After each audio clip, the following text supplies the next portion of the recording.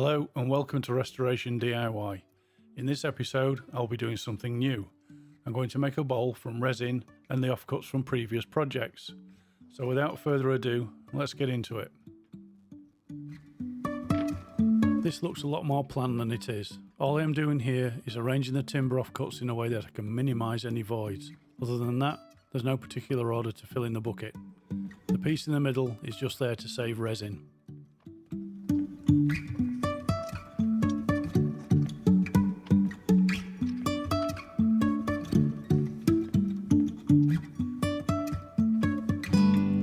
I purchased the resin a number of months ago, intending to use it soon after, but things got in the way, so I can only hope it will still be okay. It's a 2-part resin mixed at a ratio of 2:1. First I added the hardener, 1 part, then 2 parts resin and mixed thoroughly for 2 minutes.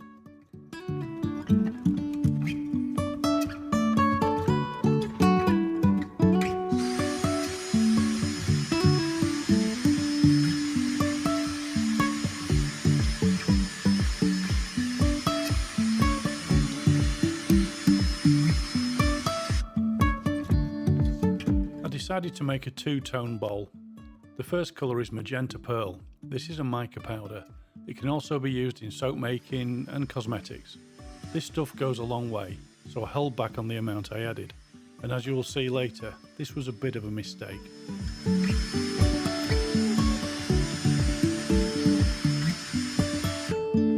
So with the first lot mixed, nothing left to do but pour it into the bucket. And as I suspected, I needed to mix another batch.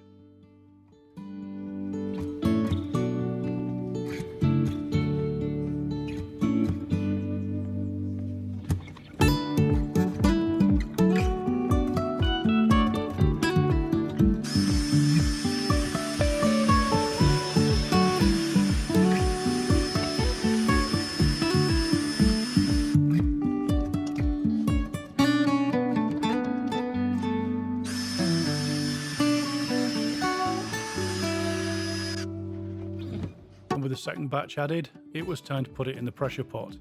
This is actually a paint pressure pot. I repurposed it for resin casting, again purchased a while ago, so it's time to get some use out of it.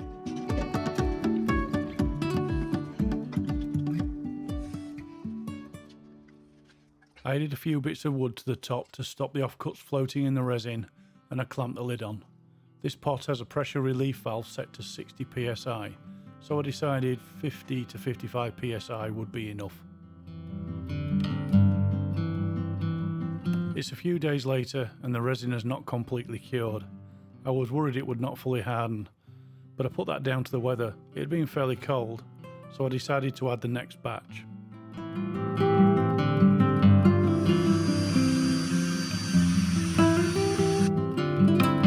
Sky blue seemed to be a good contrasting colour. So that's what I added to the top layer of resin. Only 1 mix this time. Then it was back in the pressure pot for a few more days.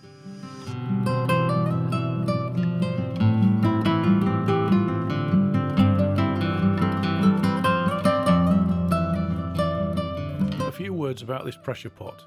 No matter what I did, I could not get the regulator to work. I'm not sure if it's user error or if it's faulty. So I fitted a valve to one of the outlets to connect the compressor. This works fine, but then I found out the regulator leaks ever so slightly, so I'll have to remove it and replace it with a blanking plug.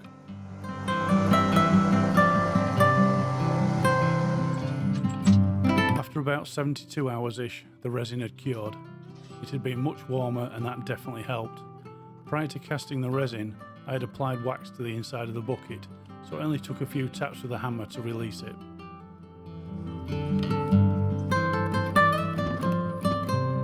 I removed a few of the offcuts, marked the centre and drilled a 6mm hole for the wood screw to attach the piece to the lathe.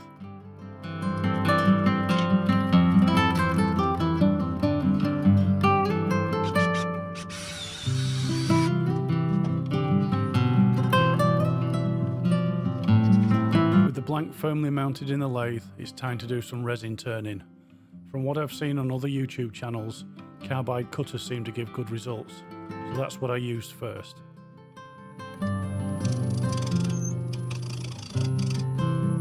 For a start, the blank kept stopping, then I realised the lathe belt tensioner was loose, so a quick tighten and all was good.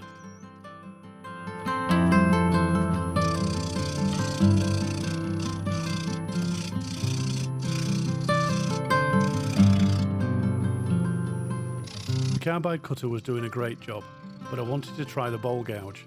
This worked fine when I used it to shear scrape. It removed a lot of material and was very controllable. I also tried the negative rate scraper. This was okay, but desperately needed sharpening.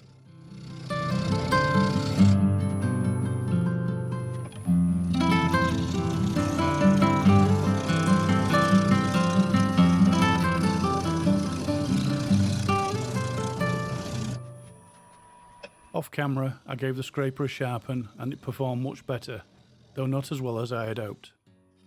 In the rest of the episode, I'm afraid flakes of resin get onto the lens. I clean them away, but occasionally you'll have to bear with the loss of some of the view.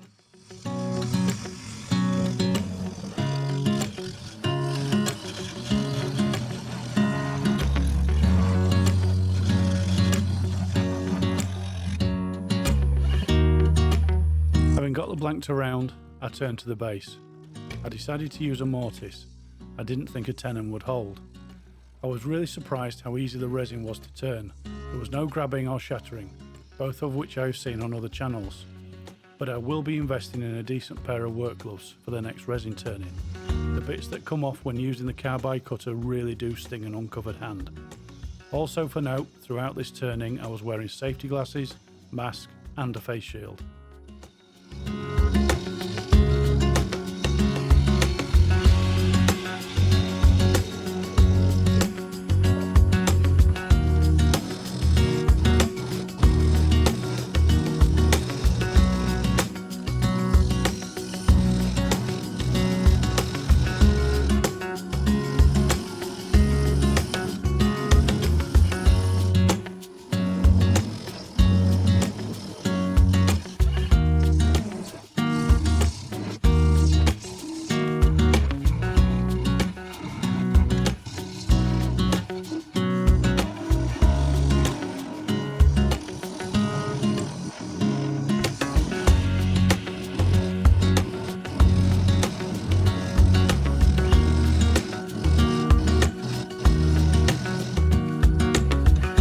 Foot of the bowl and the mortise done, I just had to get the bowl to its final shape. For this I used the bowl gouge and the skew chisel to gently blend the curved base into the bowl side.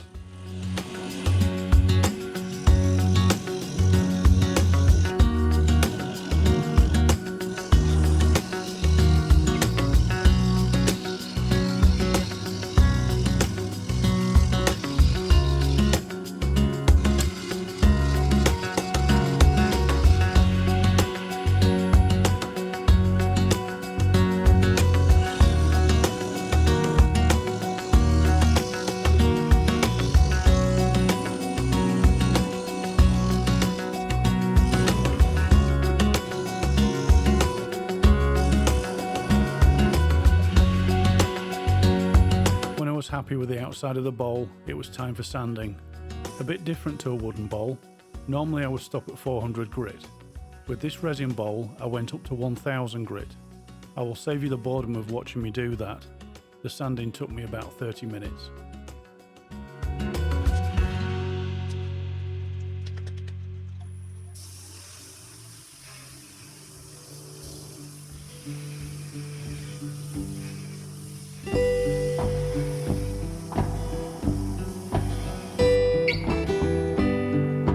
Sanding all done, it was time to finish the outside, beginning with denatured alcohol to remove the fine dust particles.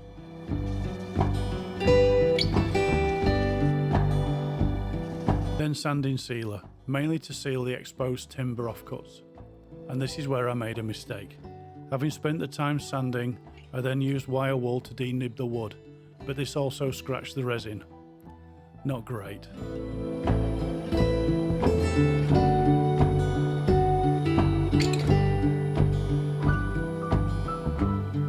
So having edited out the expletives, next up is Yorkshire Grit abrasive paste.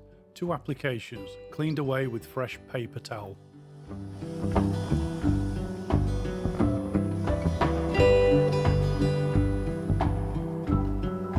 Next, a product that's new to me, Yorkshire Grit Microfine Abrasive Paste. Again, 2 applications, cleaned away as before. This actually removed most of the fine scratches left by the wire wall. Very happy.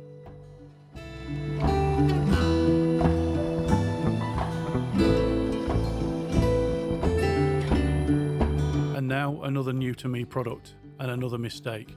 Chestnut friction polish. A shellac based finish.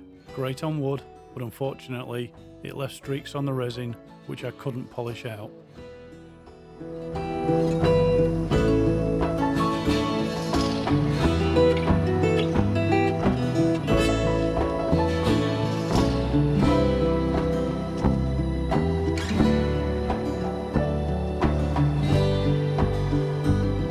To try and save the day, I used Hampshire Sheen microcrystalline wax to seal the surface, and this worked. The friction melted it into the polish underneath and removed all the streaking. Very, very happy.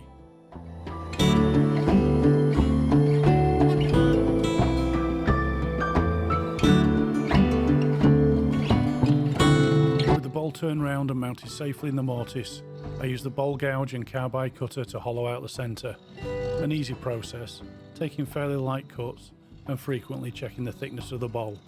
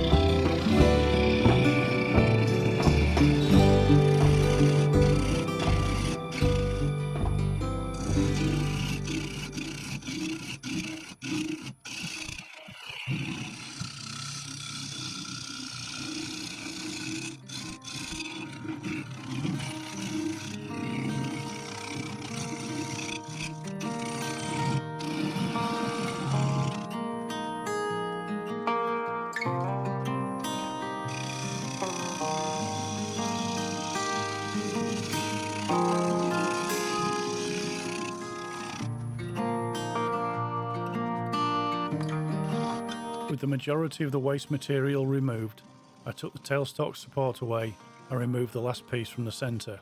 All that was left to do was blend the inner surface, and for this I used the Simon Hope negative rake scraper.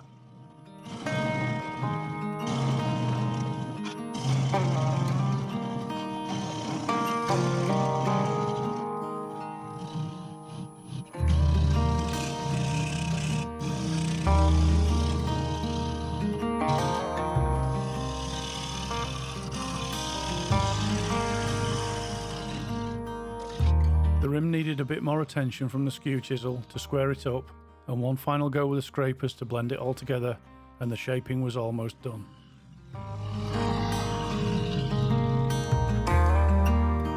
A couple of tiny holes had appeared, so I filled them with super glue, sprayed with accelerator. Then I carefully blended them in, and it was sanding time again.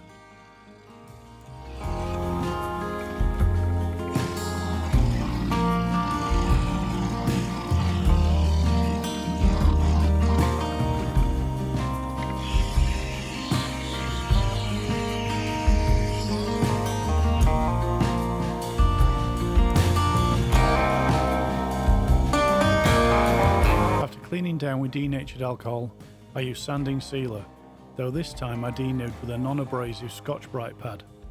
No scratches this time round.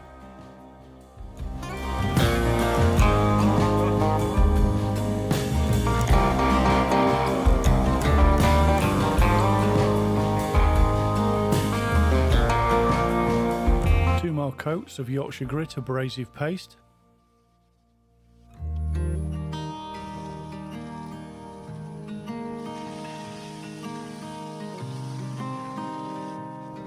And 2 more coats of Yorkshire Grit Microfine abrasive paste.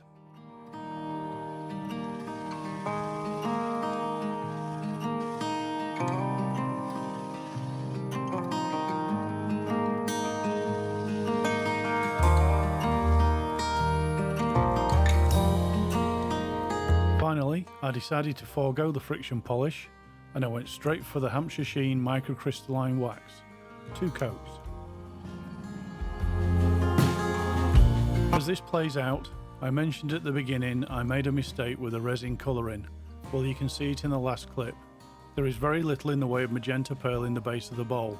That's because I didn't use enough and the rest sank to the bottom and was turned away in the first 5 minutes.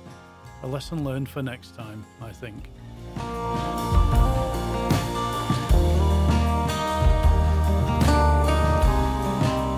That's it for this one. Thank you for watching, and please subscribe if you haven't already. Hit the like button and comments are always welcome. See you in the next one. Goodbye for now.